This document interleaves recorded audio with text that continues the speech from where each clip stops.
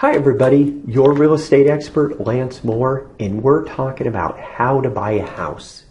Today I want to talk about how to beat other home buyers out if you're in a multiple bid situation.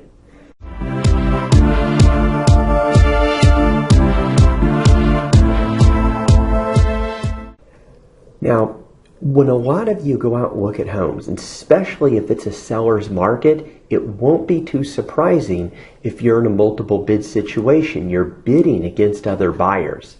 If it's a buyer's market or stable market, it's not going to be as common, but it will happen, especially if it's a really nice home, or if it's a really nice area, or if it's a really good price. So you need to know what you can do to give yourself an advantage over other buyers.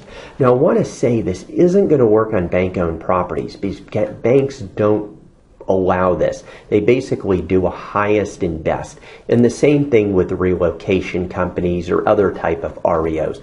So we're basically talking about traditional sales. So I'm going to give you 4 things that you could do to crush your competition if you're in a multiple bid situation. Number 1 is your agent has to present the offer, and you have to keep that offer clean. So what I mean by clean, don't cloud it up with it just tons of, I want the seller to pay this, I want the seller to pay that. I understand if you have to have the seller pay a certain amount of closing costs, but to start clouding it up with, I want, all your window treatments, and they're not they're not offering them, or if they don't offer maybe the washer, dryer, and refrigerator, don't start asking for that. And home warranties, you could pay for home warranty outside the closing. So don't cloud the contract up, keep it really clean, and you have to have your agent present the offer. I'm not necessarily saying face to face,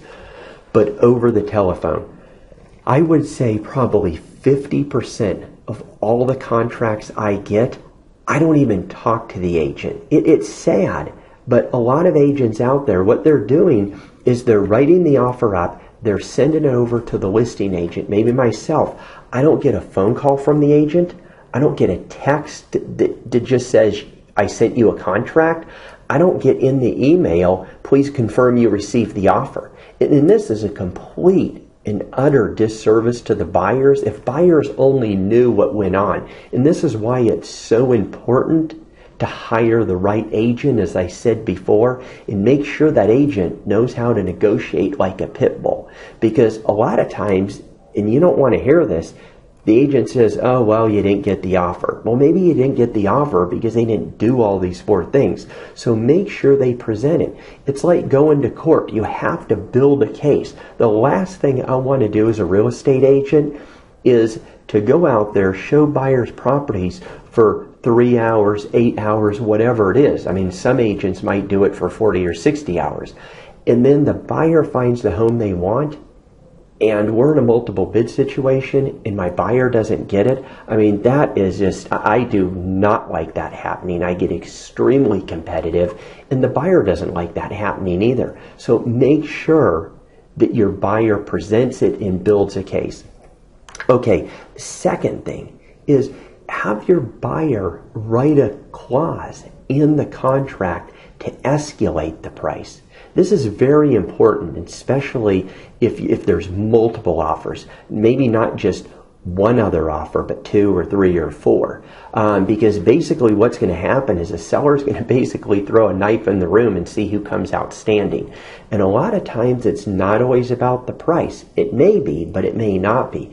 So you can have your agent carefully craft a clause to escalate the price so you can have your cake and eat it too. Now, there are some states where this is not allowed, but if your state it does allow this and the agent knows what they're doing, this is very, very effective for you winning the multiple bid situation.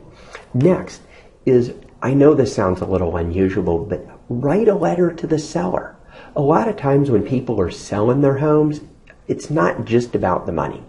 Some people it is, if they're a business, maybe if it's in a trust or a flipper or something like that. But a lot of people, they really want to know who's going to be buying their home.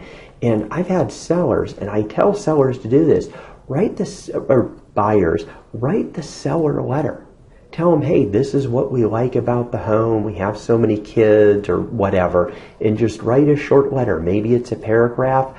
I've seen agents do this on my listings. Every blue moon they'll do something like this. And it really, really works. It sounds a little silly, or it may sound a little silly, but it's very effective. And the last thing, if you're getting a loan, have the lender, your lender, pick up the phone and call the other agent, because the other agent and the seller, they're going to have three questions. Is the buyer ready, willing, and able? And a lot of times having the lender take the first step in calling the listing agent, this is going to give the listing agent a lot of confidence in you as a buyer, and they're going to pass this on to the seller. So these are 4 things you need to do. If you have any questions or anything else you could think of, please write a comment. If you like the videos, please subscribe and give me a thumbs up. Have a wonderful day, and I hope this helps you.